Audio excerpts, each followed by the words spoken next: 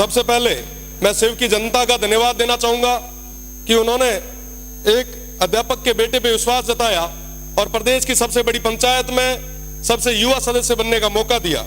शिव की देवतुल्य जनता का मैं धन्यवाद देता हूं। साथ ही साथ मैं वर्तमान सरकार को बहुत बहुत धन्यवाद देता हूं कि वो यूथ पॉलिसी ले आए।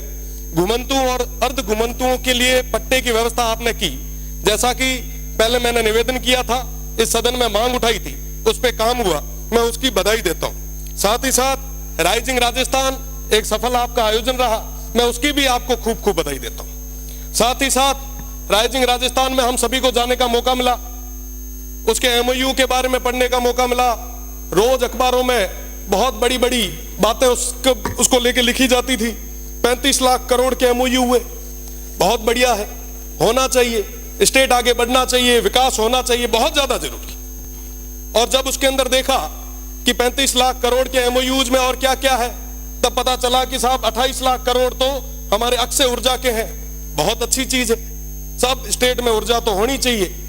अगर आप वेस्टर्न राजस्थान से ऊर्जा उत्पादित कर रहे हो, ये तो वाकई बहुत बड़ी चीज है, मैं इसके लिए धन्यवाद देता हूं। पर साहब इसकी कीमत कौन चुका रहा है? इसकी कीमत आज के समय में वो सीमांत के लोग चुका रहे हैं।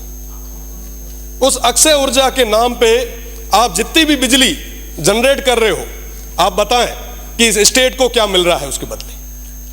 पावर ग्रिड से हम आंध्रा को, तेलंगाना को, बाहर देश के अलग अलग राज्यों को बिजली दे रहे हैं। क्या हमारे किसानों को पूरी बिजली आज हम दे पा रहे हैं क्या? पेल घर में ना जिका चीज की जरूरत है उरी तो पूर्ति आप कराओ।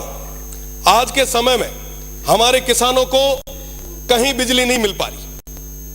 जो जमीन थोड़ी बहुत बची थी ओरण और गोचर, उसको भी आपने पूरे तरीके से मल्टीनेशनल कंपनीज के चरणों में रख दिया। आज पूरे किसान बहुत ज्यादा परेशान है, पर उनकी बात कोई नहीं कर रहा। विकास की बात आई, हमने सोचा कि साहब मैन्युफैक्चरिंग यूनिट यहां लगेगी, खूब सारे युवाओं को रोजगार यहां मिलेगा। कई सारे लोगों ने तो कहा कि साहब विकास तो आपके वेस्टर्न राजस्थान में बरस जाएगा, आप देखो क्या होता है।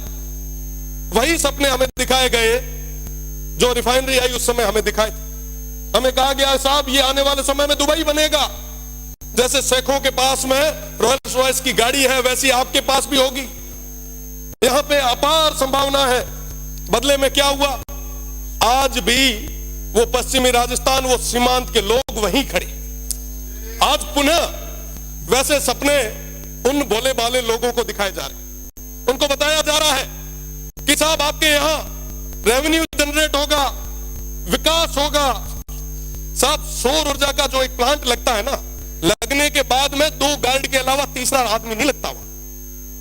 और रही बात दूसरी, पहले वो प्लेट साफ करने के लिए एक आधा कोई आदमी लगाया करते थे, आजकल तो उसका भी रोबोट आ गया।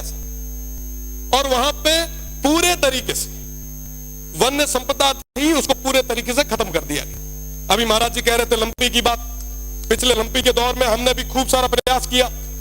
गाय हम सभी के लिए पवित्र है, भगवान रूपी है। पर साहब आप बताएं कि जब ये ओरण और गोचर खत्म हो जाएगा तो वो गौ माता कहां जाएगी? आज उसकी बात कौन कर रहा है? पिछले दिनों भैया गांव में ओरण पे अनैतिक तरीके से, अवैध तरीके से वो अलॉटमेंट हो रहे थे। हमने मांग उठाई, वो लड़ाई लड़ी, बदले में क्या? मुकदमे। क्या मुकदमों से डरा दोगे? क्या मुकदमों से दबा दोगे? मैं आपको कहना चाहूंगा कि वाकई अगर आप चाहते हो, वाकई अगर आप युवाओं के साथ हो, वाकई आप अगर किसानों के साथ हो, मैं आपसे निवेदन करना चाहूंगा कि आप 70% अनस्किल्ड और सेमी स्किल्ड में प्राइवेट जॉब्स में रिजर्वेशन लाएं और कहें कि साहब जहां पे ये काम हो रहा है वहां के युवाओं को हम वरीयता देंगे। आप लाए? आप नहीं ला पाएंगे। मैं चैलेंज करता हूं, अगर आप ले आ पाए तो आप कहोगे वहां खड़े रहने के लिए हम लोग तैयार हैं। साहब आज इस तरीके से आप ये जो काम कर रहे हैं वाकई बहुत दुखद है। लाखों की संख्या में खेजड़ियां कट रही है, वन्य संपदा खत्म हो रही है।